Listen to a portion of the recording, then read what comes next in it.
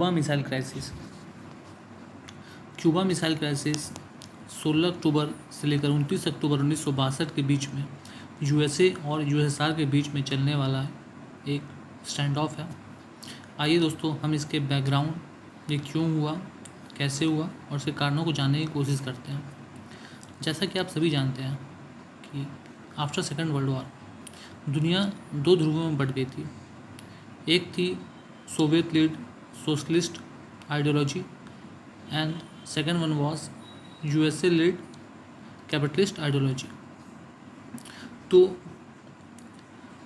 Fidel Castro, इनका नाम आप सभी जानते होंगे। इन्होंने क्या किया था, इन्होंने एक कैपिटलिस्ट गवर्नमेंट जो कि यूएसए सपोर्टेड थी उसको ओवरथ्रो करके क्यूबा में अपने सत्ता को कब्जा कर लिया था। यूएसए इस चीज़ से काफ़ी चिंतित था। और दूसरा, इन्होंने सत्ता में आते ही ये घोषणा कर दी कि वो मार्क्सिस्ट लेनिस्ट हैं एंड वो समाजवादी विचारधारा का समर्थन करते हैं, तो उसको आगे बढ़ाएंगे भी। इन घटनाओं से यूएसए काफ़ी चिंतित था। फिदेल कास्ट्रो जिस गवर्नमेंट को ओवरथ्रो करके सत्ता में आए थे, उनके कुछ विद्रोही सैनिकों को यूएसए की सीआईए एजेंसी ट्रेनिंग देना चालू कर दी थी तथा साथ ही क्यूबा में टेररिस्ट एक्टिविटी को बढ़ाने पर भी सीआईए काफ़ी काम कर रही थी। इन सब चीज़ों से फिदेल कास्ट्रो काफ़ी चिंतित थे। वहीं दूसरी तरफ यूएसएसआर, जो कि ये सोचता था कि क्यूबा की नज़दीकियाँ चाइना से बढ़ रही है तथा बढ़ने की और अग्रसर है, और at that particular time USSR और चाइना के रिश्ते काफ़ी नाजुक दौर से गुजर रहे थे। इस कारण यूएसएसआर कभी नहीं चाहता था कि क्यूबा चाइना के क्लब में शामिल हो जाए। इन चीज़ों को अवॉइड करने के लिए यूएसएसआर ने अपनी नज़दीकियाँ क्यूबा से बढ़ाने की सोची। दूसरी तरफ क्यूबा को भी डर था कि अमेरिका उस पर कभी भी अटैक कर सकता है।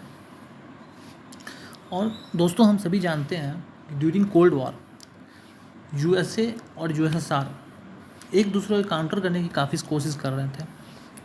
इस काउंटर करने की कोशिश में यूएसए ने क्या कर दी कि उसने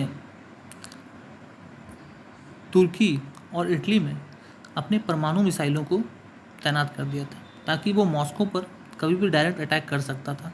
क्योंकि at that particular period of time USA और यूएसएसआर दोनों के पास ऐसी कैपेबिलिटी नहीं थी कि वो डायरेक्ट अपने कंट्री से एक दूसरे की कंट्री पर अटैक कर सके, जैसे कि डायरेक्ट मॉस्को से वाशिंगटन पर अटैक या वाशिंगटन से डायरेक्ट मॉस्को पर अटैक। इस कारण दोनों एक दूसरे के देश के आसपास अपने हथियारों को तैनात करने की कोशिश कर रहे थे।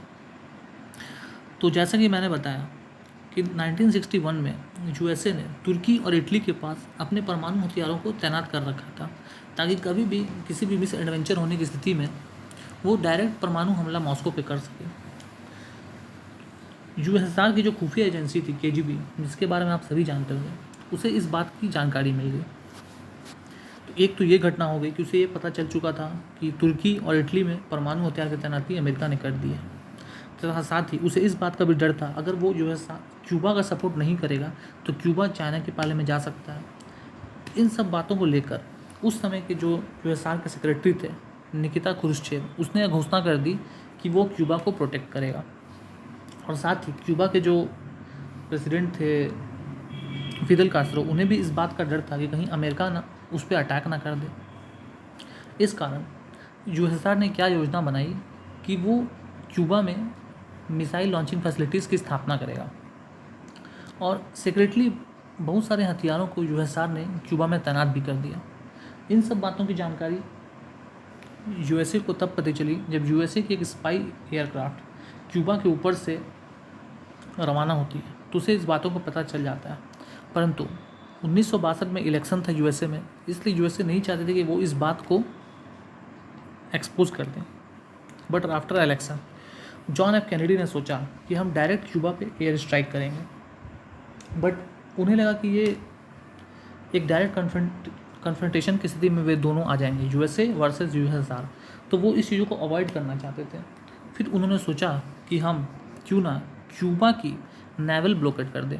नेवल ब्लॉकेट करता है कि क्यूबा के चारों तरफ अपने एयरक्राफ्ट, अपने वॉरशिप्स को तैनात कर दिया जाए, जिसके कारण यूएसआर और एक्स्ट्रा मिसाइल्स को सप्लाई ना कर पाए क्यूबा की तरफ। अब दोस्तों ऐसा हो गया है कि क्यूबा में यूएसआर ने अपने परमाणु हथियार सब तैनात कर रखे थे, तथा तुर्की और इटली में यूएसए ने अपने परमाणु हथियार तैनात कर रखे थे, और दुनिया परमाणु जंग के बेहद ही करीब आ चुकी थी।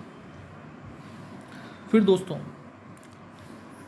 रशिया, जो कि उस टाइम यूएसएसआर था, उसके जो सेक्रेटरी थे निकिता क्रुश्चेव, उन्हें इस बात का पता लग गया था कि परमाणु जंग बेहद करीब है। अगर मैं क्यूबा से यूनाइटेड स्टेट्स ऑफ अमेरिका पे अटैक करता हूँ, यानी कि वाशिंगटन पे, तो अमेरिका भी तुर्की और इटली से मॉस्को पे अटैक कभी भी कर सकता है।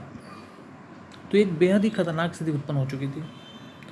फिर Nikita Khrushchev John F Kennedy, जो कि उस समय यूएसए के प्रेसिडेंट थे, उससे बात करते हैं कि मैं फर्दर अपनी जो भी इंस्टॉलेशंस, मिसाइल इंस्टॉलेशंस जो मैंने क्यूबा में इंस्टॉल की है, उसे मैं ध्वस्त कर दूंगा, और वहाँ पे जो भी मेरे परमाणु हथियार है मैं वहाँ से निकाल लूँगा। बदले में कैनेडी ने आश्वासन दिया कि वे भी क्यूबा पे कभी डायरेक्ट अटैक नहीं करेंगे, और सेक्रेटली, ओपनली नहीं, सेक्रेटली तुर्की और इटली से अपने परमाणु हथियार को हटा लेंगे। इस कारण ये घटना, क्यूबा मिसाइल क्राइसिस, जो कि एक परमाणु जंग के बेहद करीब दुनिया पहुंच गई थी, टल गई। इस क्राइसिस के बाद क्या क्या हुआ दोस्तों? इस क्राइसिस के बाद United states of America and Soviet union के बीच एक डायरेक्ट हॉटलाइन स्थापित की गई कि अब दोनों देशों के जो भी सेक्रेटरी या प्रेसिडेंट है डायरेक्ट एक दूसरे से बात कर सकें। साथ ही यूएसए ने आश्वासन दिया कि वो कभी भी क्यूबा पे डायरेक्ट प्रोवोक करके वहाँ पे हमला नहीं करेगा। धन्यवाद दोस्तों।